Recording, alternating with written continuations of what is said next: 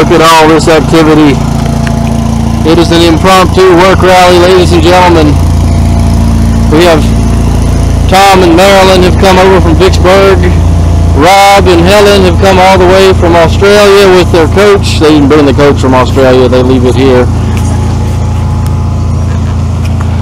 We've got this Rob and Tom cobbled together this wonderful tent shade structure. It's pretty awesome if I say so myself. They tell me that I've got a 66,000 mile coach because the wear on the brake pad on the brake pedal matches it. I have various and sundry problems with my brakes that I'll go into more detail later. While Tom and I take apart the rear brakes, Rob is going to be up here working on the knuckles and hubs and doing an inspection and whatnot like that. So it's going to be a fun time, boys and girls.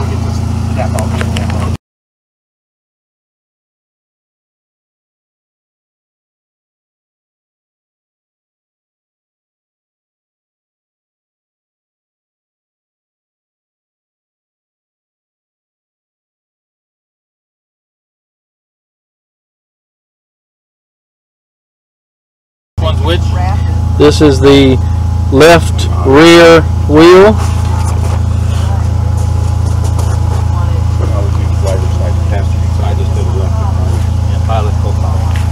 Yeah.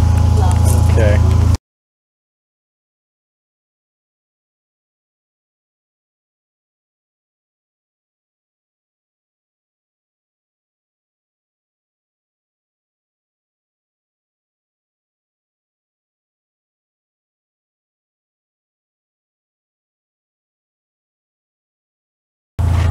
Okay, recording. Okay, now on these wheels, note the position of the adjuster in the automatic adjusting feature. Okay, that's that. Okay, on the driver's side, they're on the rear. Okay, when we get over to the other side, you're going to see they're on the front. Okay, that's it. Okay. And the order that we took these off on the other one was I took these two springs loose. Yeah, go ahead. Then I took this spring loose. Yeah. And I took this spring loose and this spring loose. Right. That's it. And other stuff started falling apart. Exactly. That's what at that point. And half-inch drive on the back of the cylinders and 3/8 on the lines and 3/8 on the bleeder. Got it. Okay. Good. Special note. Note how these two pieces of metal interface with each other. This one goes through this piece of hole and this one slides up over here, and they're just embracing each other. This one being the automatic brake adjuster when you go into reverse. There you go. Will this come? That'll come out. Yeah. This washer right here needs to go right here. Just remember that. Okay. Hang on. Let's push that out. Get that out of the way. Okay. And when you can see. Okay. See, it looks like a. See it? Now you go. It looks like a top hat. Yeah. Okay. I don't remember that piece on the back on the other. I know. That's why I stopped you. And it was there. Okay. Did it get into the bag? It did. Okay. That's why I stopped you this time, because we kind of blew past it. So we got four shots to get them to grab the nail. You can do that while you're at it. Okay. Now pull it out. Okay. There you go. Okay. Now do the front shoe. All right. All this stuff starts falling apart at this point. Yeah. Right. Note the funny little loop on the spring here. Yeah, where it sits. Okay.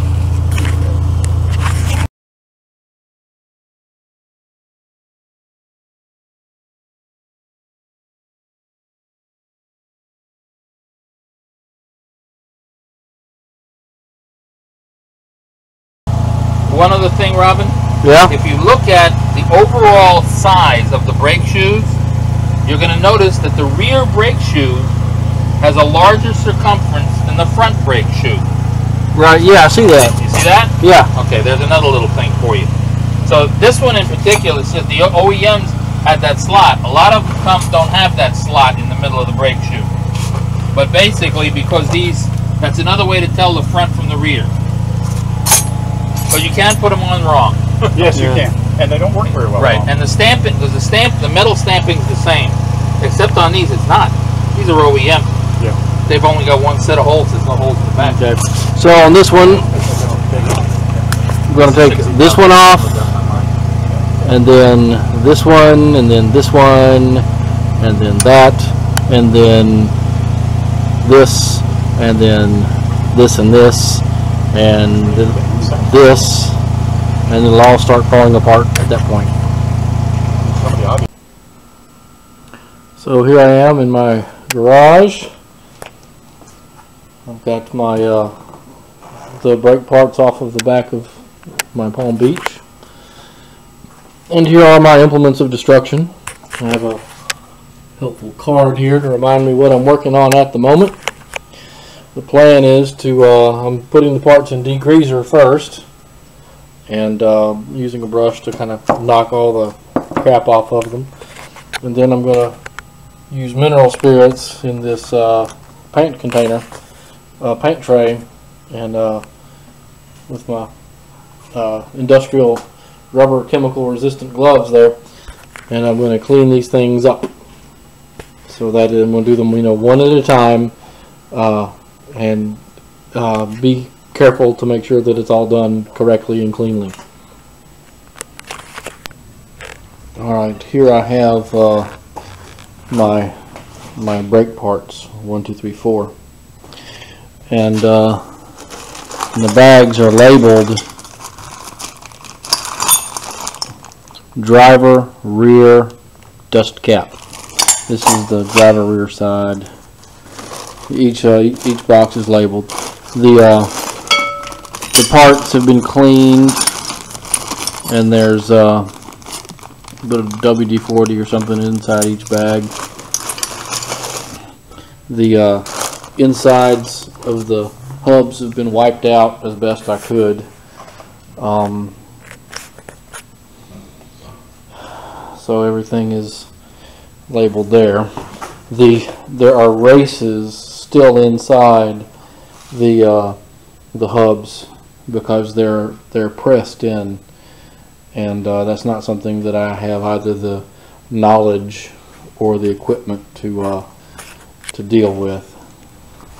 So I'll leave that to someone that actually knows what they're doing.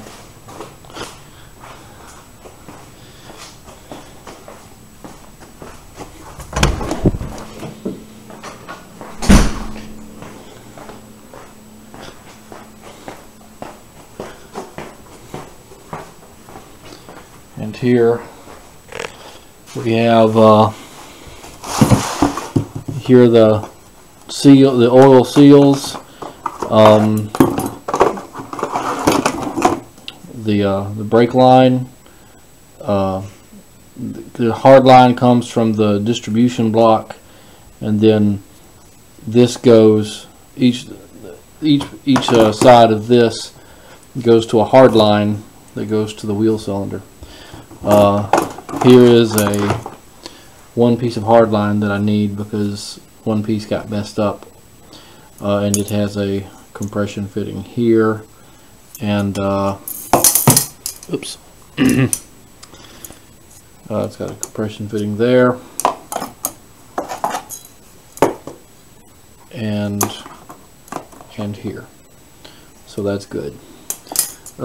Inner bearing race, inner bearing, outer bearing race, outer bearing, wheel cylinders. Yeah, so I think that's everything that I need to make this go once it's combined with the hubs that I have outside. So hopefully everything is here that needs to be done. This goes on the passenger side rear wheel. We had to cut the fuel line, so I had to get a replacement piece. But this is the piece. This goes. I guess it would go. Yeah, I guess it threads in there. You can see why I'm having a professional that actually knows what they're doing work on my braking system, because that's pretty important. People die if you don't get the brakes right.